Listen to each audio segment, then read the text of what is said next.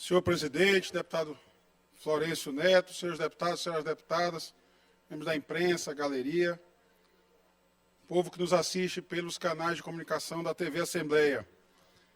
A deputada doutora Viviane subiu há pouco à tribuna para tratar de um tema que realmente já foi tratado por esta casa alguns meses atrás, que era decorrente da queda de receitas públicas, que atinge todos os entes da federação, os municípios, os estados e também a própria União Federal. Um tema muito sensível, deputado Júlio Mendonça, porque ano passado o presidente Jair Bolsonaro retirou a tributação federal dos combustíveis e reduziu a tributação estadual também dos combustíveis. E ao fazer isso, retirou receita da União, que não pertence apenas à União, da receita própria da União ao repasse para os demais entes federados, para os estados, para os municípios, tanto na parte do fundo de participação, como também na distribuição de outras receitas, como, por exemplo, o repasse para o Fundeb. Isso impactou fortemente no planejamento dos entes federados desde o ano passado e os impactos foram sentidos este ano. Muita fake news se diz, deputado Júlio Mendonça, colocando isso no colo do presidente Lula.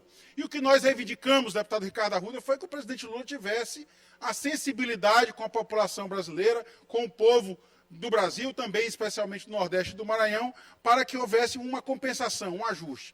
Essa compensação teve início em dezembro do ano passado, numa ação que foi protocolada pelos governadores contra atos do governo federal do Jair Bolsonaro, no Supremo Tribunal Federal. Foi entabulado um acordo em dezembro do ano passado, já com a participação do governo de transição, já do governo Luiz Inácio Lula da Silva, que depois foi celebrado o acordo em março deste ano e finalmente foi homologado em junho deste ano para fazer um repasse de uma compensação financeira aos estados pela perda do ICMS. Obviamente que esse repasse aos estados, 25% pertence aos municípios. No caso do Maranhão, recebemos 535 milhões por este acordo, 535 milhões de reais, dos quais 133 milhões de reais devem ser repassados aos municípios. Eu dialoguei já com o governo do estado e por isso eu venho à tribuna aqui fazer esse apelo, que todos os colegas deputados e deputadas façam gestão com a nossa bancada federal. Porque para que esse acordo seja executado, deputado Florencio, é necessário que o Congresso Nacional aprove o projeto de lei complementar número 136/2023.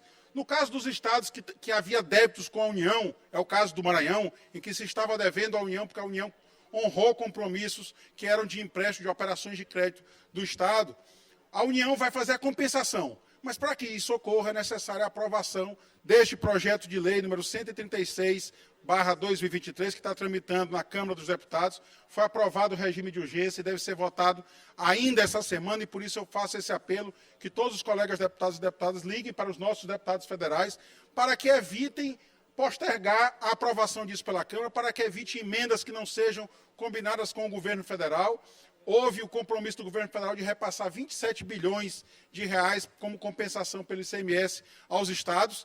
Agora já há a sinalização do governo de ampliar de 27 bilhões, pode chegar a quase 30 bilhões de reais como compensação aos estados pela perda do ICMS. E parte disso, como eu disse, será repassado aos municípios, tanto na contribuição dos 25% do ICMS, que já é distribuído para os municípios, como também na complementação do Fundeb, porque se tratará de receita própria dos estados e que fará, portanto, a sua contribuição através do Fundeb. Para você ter noção, deputado Florencio, o município de Bacabal, nesse caso, receberá R$1.200.000, já com o valor que já estava aprovado, que era de 27 bilhões, podendo ser ampliado. Deputada Janaína, o município de Imperatriz receberá 10 milhões de reais. Então é necessário que o Congresso Nacional aprove esse projeto de lei para que depois seja encaminhado à sanção presidencial. Tenho certeza que o presidente Lula sancionará, até porque foi o Poder Executivo quem enviou o projeto para o Congresso Nacional. A deputada doutora Viviane, que trouxe essa pauta aqui para casa, o município de Balsas receberá R$5.400.000 aproximadamente, segundo uma estimativa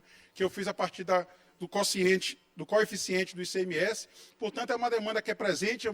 A gente tem que parabenizar o presidente Lula, que não causou esse problema, mas está, sim, apresentando solução ao problema. Ontem mesmo à noite, ao chegar de mais uma missão internacional, o presidente Lula gravou um vídeo.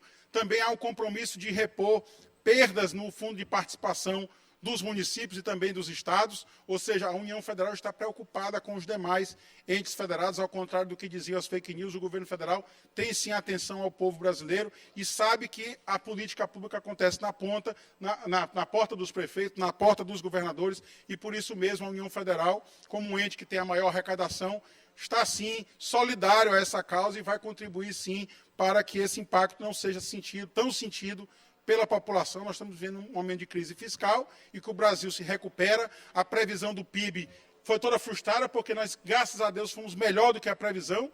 Todos os economistas do país anunciavam a tragédia para este ano, para o ano de 2023. De fato, o cenário não é muito favorável, mas o PIB cresceu para além das previsões. Então, isso também ampliará a arrecadação tributária nacional de todos os entes da federação. A gente já vê o anúncio aqui da reforma tributária, inclusive esta casa esteve presente, o deputado Ricardo Arruda, outros colegas, o deputado Florencio também esteve presente. Estivemos no Senado Federal dando a nossa contribuição para a reforma tributária que se inicia com a aprovação de uma PEC, que agora está no Senado Federal. Então a gente tem a esperança de dias melhores e está vendo a contribuição do governo Luiz Inácio Lula da Silva para a reconstrução do nosso país. Portanto, fica esse apelo aos colegas deputados e deputadas que dialoguem com a bancada federal, com os nossos deputados e deputadas federais, com as nossas senadoras, com o nosso senador, para que essa medida seja aprovada o mais rápido possível pelo Congresso Nacional, porque daí o governo Carlos Brandão poderá sentar com a União Federal, repactuar as dívidas, fazer essa compensação e aí sim fazer o repasse também para os municípios do nosso estado. A gente sabe que as finanças públicas estão, infelizmente, prejudicadas com essas medidas que foram tomadas ainda ano passado e que agora o impacto chega na frente do povo brasileiro. Portanto, com muita esperança, deputado Júlio, que essa medida seja aprovada e que em breve as contas públicas municipais e também a conta pública estadual receba essa compensação por parte do governo federal. Muito obrigado.